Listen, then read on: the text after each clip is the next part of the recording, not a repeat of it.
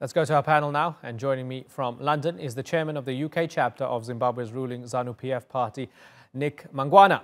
And in Birmingham, we have political analyst Itai, Michael Preston, Choto. Gentlemen, I thank you very much for joining us here on the Newsmakers. Nick Mangwana, let me start with you. Okay, so $850 million recovered from an estimated stolen $1.4 billion. Zimbabwe is not a rich country. This is a lot of money. Credit where it's due.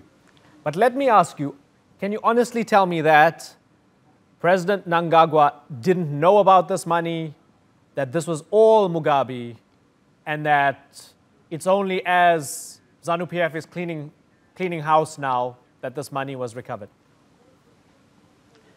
The money was known by the banks, and well, the Reserve Bank had not communicated that to government, and it communicated to the new government when it came into place. Because when money leaves the country, the commercial banks in which accounts are held have to submit forms to the Reserve Bank, and then whatever people are buying or purchasing outside the country, the money goes out of the country.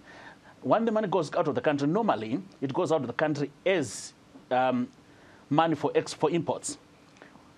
What the bank monitors now is the return of those imports or the submission of those imports back into the country.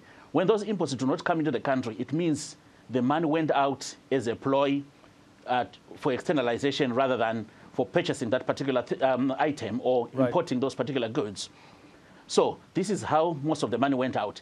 So what happened in terms of tracking this or collecting these figures is that people just compared what came back into the country and what did not come back. And then they said, okay, this money did not come into the country. The forms that were completed was a ploy to siphon money out of the country.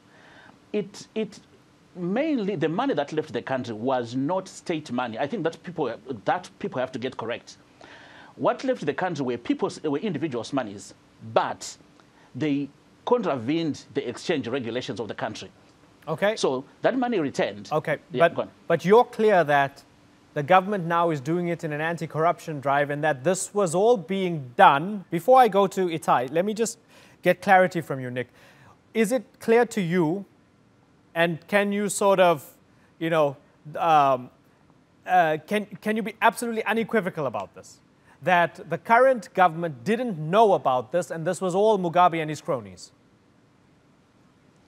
The best way of putting it across is that the system protected the people that were doing it.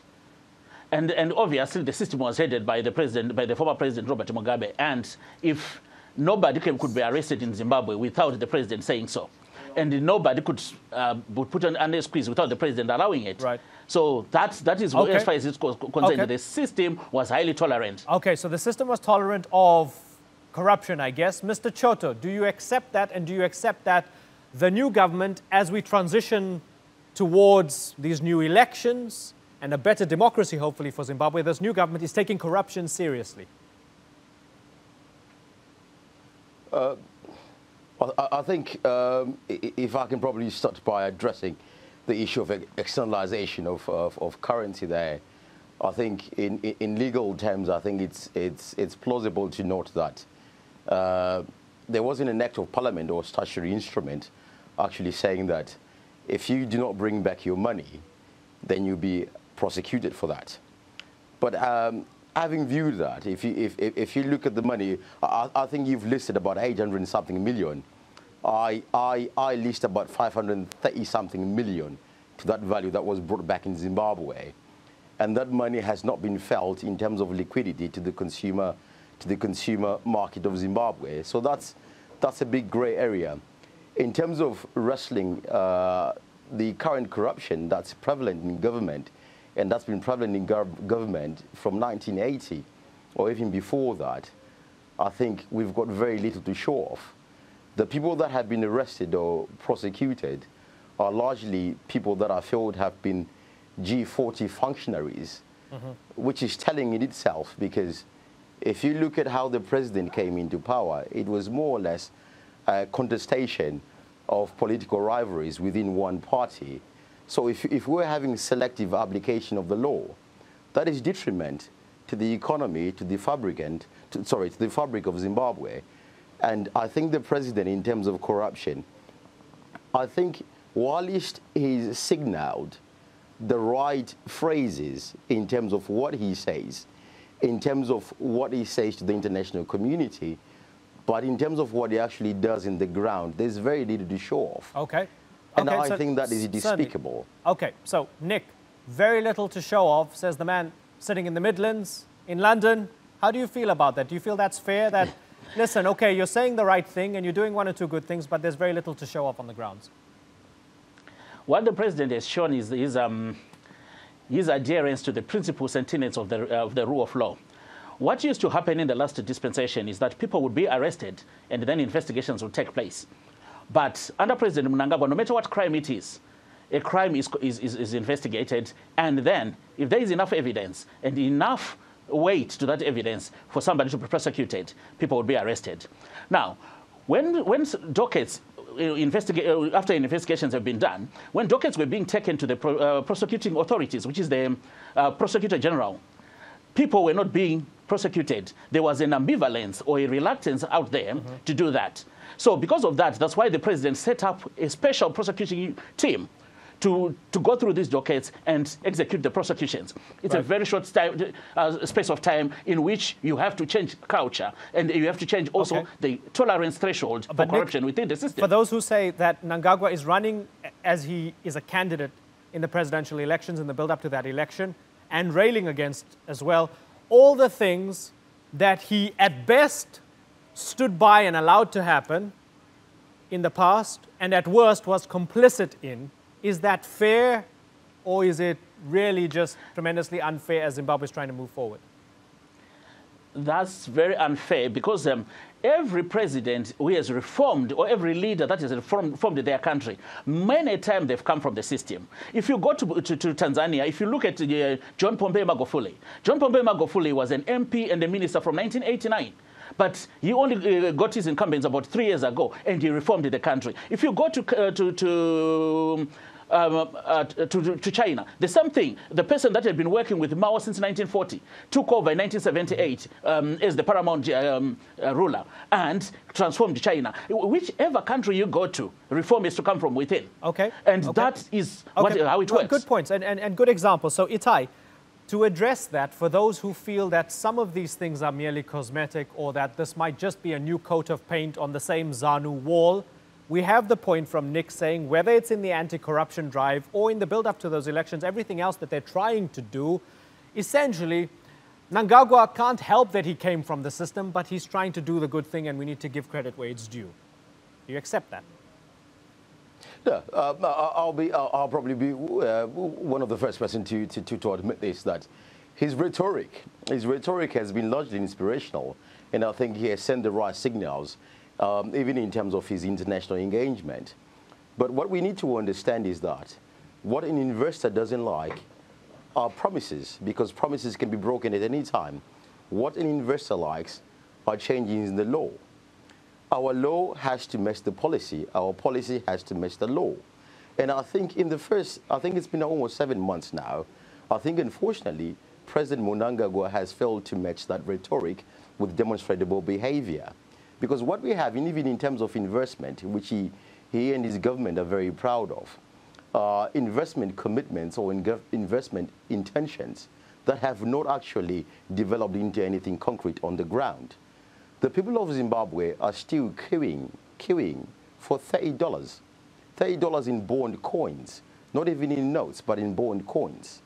But he said that in his inauguration speech that he is going to address the fundamental issues of the cash crisis, but he's failed to do that. But one thing that I find that the president could have immediately looked after or taken into position to is his cabinet. If you look at his cabinet right now, it's a recycled list of people that are out of time, out of touch, out of their depth with what is happening in a global economy. And I don't think those people are able to arrest the problem that Zimbabwe has in terms of socio-economic infrastructure, in terms of our fabric, in terms of our macroeconomic stability. So at the very first stage, when there was much hope in a lot of people, the president failed and people lost hope. when people do not have hope in you as a nation, we are almost beginning to, our trajectory is almost failed. Okay, because there is no hope and there is no confidence in the government. So with that in mind, sorry to interrupt you, so with that in mind, given that you're not fully satisfied by what Mnangagwa has done over the past few months, there's an election coming up. Is there anything that the opposition is saying? You're not happy with Mnangagwa's cabinet, for example.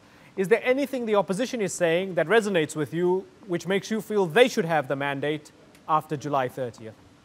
In terms of his cabinet, I think the most visible example is the Honourable Minister of Home Affairs, who's Obre Mufofu, who was sent before a Parliamentary Select Committee on Mines.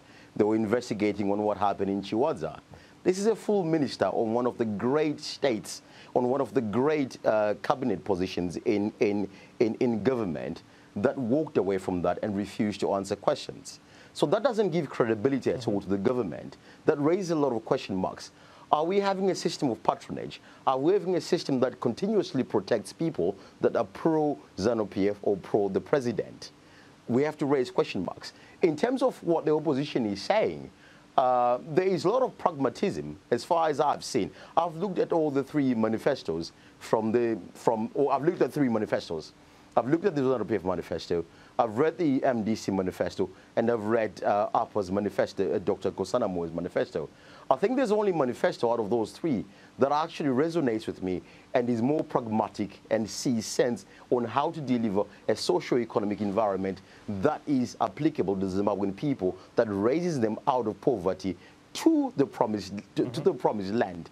And that is Dr. Kosanamo's manifesto. Okay. It is unfortunate that he's almost a peripheral figure in terms of the electoral challenge right now. Yeah, interesting, because you still have Zanu PF and the MDC being the two big parties. Final question to you, Nick.